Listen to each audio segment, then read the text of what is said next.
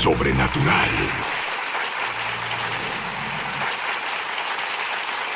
Hola, Sid Roth aquí. Bienvenido a mi mundo que es naturalmente sobrenatural. ¿Por qué un rabí se involucra en la liberación de las personas que tienen espíritus malignos? ¿Por qué un rabí dice, es tan simple? Puedes encargarte de ello tú mismo. ¿Por qué un rabí dice, todos necesitan liberación en áreas de su vida? ¿Por qué un rabí dice, tú tendrás una paz sin precedentes cuando seas totalmente libre? ¿A alguien le interesa?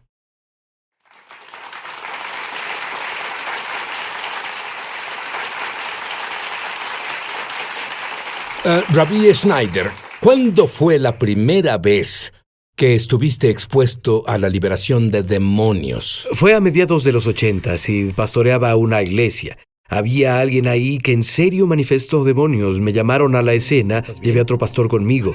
Nunca había estado expuesto a eso. ¡Déjame! ¡Vete! Lo único que sabía hacer era gritar y esperar a que se fueran. Y dejamos ese episodio, y el otro pastor mayor que había llevado conmigo me dijo, ¿sabes? Cuando tu espada está afilada, no tienes que cortar tan fuerte. Aprendiste la lección bien. Pero luego tienes esa congregación judío mesiánica y notas que hay muchos problemas y decides que vas a ayudar a esas personas con un curso, pero eso creó un problema. Explícalo. Exacto. Bueno, me volví más consciente del hecho de que entre más nos acercamos al final de los tiempos, más que nunca las personas han sido infiltradas por espíritus demoníacos. Así que me entrené en esa área para ministrar liberación a las personas. Y armamos entrené un equipo de personas en nuestra congregación para ministrar liberación. Es un proceso de unas 8 horas por el que pasan las personas. Lo que pasó, Sid, es que tantas personas querían pasar por ese proceso que terminamos en un corto periodo de tiempo, ocupados un año por adelantado. Y todas las semanas me encontraba personas que decían, necesito ayuda, necesito que me liberen. Y yo decía, ¿sabes algo? Vamos a ponerte en el proceso de liberación, sabiendo en mi corazón que esperarían un año. Me dolía mucho eso y pregunté, Señor, ¿qué puedo hacer para resolver esto? Intenté formar otro equipo de liberación y no pude encontrar a las personas indicadas con la disponibilidad de tiempo. Seguí buscando al Señor. ¿Cómo ayudo a esas personas? Necesitan ser liberados hoy, no dentro de un año. Y el Señor me guió a enseñar lo que yo llamo autoliberación. Para que las personas en la congregación que necesitan ayuda hoy y no pudiéramos ver en un año, pudieran encontrar ayuda hoy a través del proceso de aprender cómo ejercitar al Espíritu Santo dentro de ellos con la palabra de Dios para que rompieran la oscuridad y obtuvieran libertad por sí mismos. Y así todo este concepto evolucionó para cubrir una necesidad que vi en mi congregación. Escucha, hay personas viéndonos ahora y dicen, ¿qué es este asunto de los demonios? Eso no es para hoy. No tenemos demonios hoy. ¿Qué les dirías? Sabes, Sid, es una gran pregunta y creo que vivimos en un tiempo tan sofisticado que, como dice Sid, el término parece arcaico. Me gusta intentar hablar con las personas en estos términos. La mayoría de nosotros reconocerá que existe la maldad en el mundo. Es decir, podemos apuntar ciertos hechos específicos. Por ejemplo, un niño que fue abusado sádicamente y nadie negará que eso es malvado. La siguiente pregunta es, ¿de dónde vino esa maldad? Así las personas pasan del hecho de que ven la maldad en el mundo y ahora pasan al fenómeno, ¿de acuerdo? Veo que existe algo que es maldad en general. Cuando hablamos de un demonio, tomamos un paso más adelante y vamos más allá de maldad en general a maldad personal. Esa maldad tiene inteligencia y tiene un objetivo, destruir. ¿Qué me dices de un creyente en la Biblia nacido de nuevo que dice, espera, llegaste muy lejos? No puedo tener un demonio. ¿Qué le dirías? Bueno, las Escrituras nos dicen, Pablo dijo, nuestra lucha no es contra carne y sangre, sino contra los principados de la oscuridad. Y claro, él le hablaba a los creyentes cuando dijo, nuestra lucha no es contra carne y sangre. Y Pedro dijo, tu adversario, hablándole a los creyentes, el diablo, anda alrededor como león buscando a quien devorar. El Nuevo Testamento es muy claro en que todos estamos luchando contra la oscuridad. Cuando volvamos, quiero que nos cuentes cómo Dios hizo que el Rabí Schneider fuera libre, sobrenaturalmente, desde un sueño. Sí, un sueño. Ahora volvemos.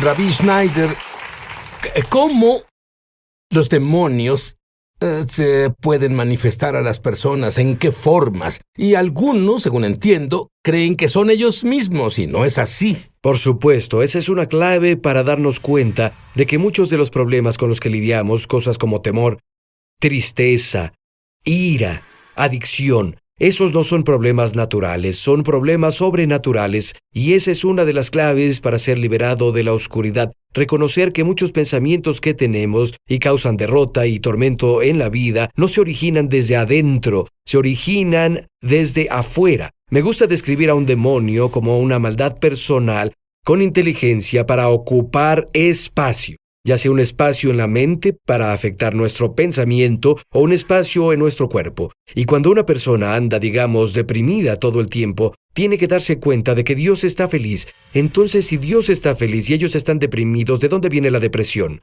Y aunque a veces hay algunas razones naturales, lo que pasa es que los demonios se conectan a vulnerabilidades personales, debilidades personales en nuestra vida y hacen de un problema natural un problema sobrenatural que requiere una solución sobrenatural y una activación sobrenatural para romperlo. Bueno, ¿los demonios se van solos si no haces nada al respecto? Absolutamente no. Los demonios son intrusos y no se irán por su cuenta. Sí, recuerdo un sueño que tuve no hace mucho, y en ese sueño yo estaba viviendo en una casa muy dilapidada.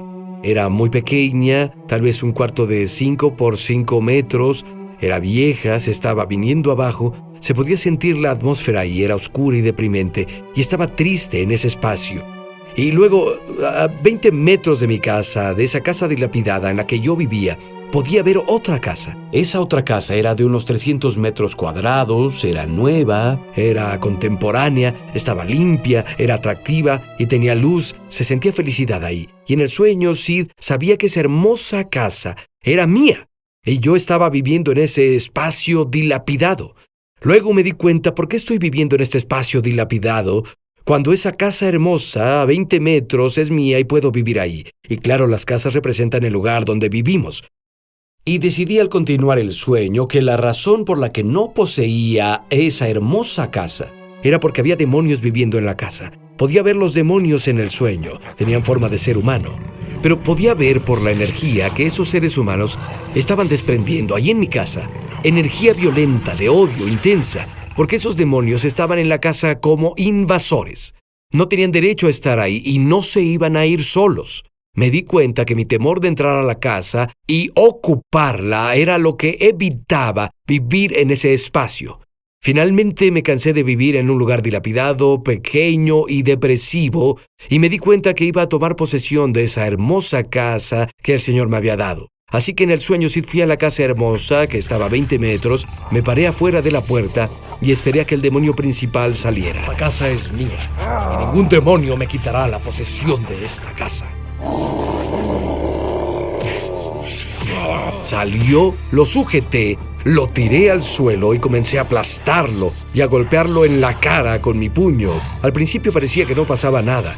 Me sentía tan impotente, indefenso, pero estaba tan comprometido a librarme. Estaba cansado y harto. Seguí golpeándolo y de pronto, todo el aire salió de él y se fue. Yo pude tomar posesión de mi casa, pero tuve que confrontarlo y echarlo de ahí. No se iba a ir solo. Hay formas que muchos ignoran que existen, en que esos demonios intentan ocupar nuestras casas. Uh-huh. ¿Cuáles son algunas de las aperturas que tenemos que tal vez ni siquiera conocemos? Sí, en otras palabras, ¿cómo pueden entrar ahí? Sí. Cosas como, por ejemplo, la falta de perdón. De esto también aprendí en un sueño profético. Y como nuevo creyente, leí las palabras de Jesús hace años: perdona y serás perdonado. Y dije, Señor, ¿no me perdonas y ya? Y yo no lograba entender lo importante que era que yo perdonara a las personas. Y lo que sucedió fue que el Señor me enseñó esa lección en un sueño. Fue en otra casa, fue un sueño diferente, pero de nuevo pasó en una casa. Recuerda, Jesús habló sobre la persona que era liberada de los demonios y el demonio se fue, y dijo que la casa que había vaciado no se puso en orden. A veces el espacio espiritual es a lo que la Biblia se refiere como casa. Es decir, estaba en esa casa y me atormentaban en esa casa. Había algo detrás de mí que me atormentaba y me oprimía. No podía ver qué era, podía sentir la opresión y en la casa no dejaba de correr de habitación en habitación intentando escapar de ese atormentador. No importaba a qué habitación fuera, ese atormentador no se iba. Finalmente, después de que sucedió por un tiempo, sentí la mirada de Dios que cayó sobre mí. Literalmente sentí la mirada del Padre desde el cielo que venía sobre mí, Sid, en el sueño. Y luego el Señor me mostró con su mirada sobre mí a alguien en mi vida a quien no había perdonado y me dijo: libéralo, yo los perdono. Y en cuanto lo liberé, el atormentador se fue. Los demonios ganan acceso a través de la falta de perdón. Cuando no perdonamos, legalmente abrimos un espacio donde el demonio puede entrar y atormentarnos. Lo mismo es con el pecado voluntario. Cuando alguien voluntariamente vive fuera de los límites morales de Dios, se coloca en una posición donde los demonios tienen acceso a él. Otro muy grande son los espíritus generacionales, los espíritus que han estado en nuestras familias. Como si hay divorcio en las 3 últimas generaciones, no tienes que ser muy inteligente. Exacto, incluso con las cosas como depresión. Si tu madre estuvo deprimida o tu padre estuvo deprimido, quizás tú tengas que lidiar con este espíritu y liberarlo de tu existencia, fuera de tu vida. Tú enseñas que debemos negarnos a sentirnos intimidados por esos espíritus. Explica por qué. Bueno, a lo que me refiero es que sabemos que Jesús es el Señor. Toda rodilla se doblará y toda lengua confesará que Jesús es el Señor. Él reina, y como Él reina, me niego a dejar que un demonio tenga dominio sobre mí. Lo veo en mi vida y veo eso cuando exorcizo demonios de las personas, cuando sabemos que se tienen que ir porque Jesús es Señor y somos suyos y Él es nuestro, ellos se van. Es como te escuché decir previamente, Sid, no se irán hasta que sepan que sabes que se tienen que ir. Rabbi Schneider, hay personas en todo el mundo ahora que están luchando con malos pensamientos, con problemas demoníacos, con enfermedades. Cuando volvamos, quiero que nos digas las cosas que Dios te enseñó para que puedan ser libres. Ahora volvemos. Me dijiste que es muy importante que entendamos la distinción entre autoridad y poder. Explica eso. Bueno, Jesús, toda autoridad, dijo Jesús, en el cielo y en la tierra me fue dada.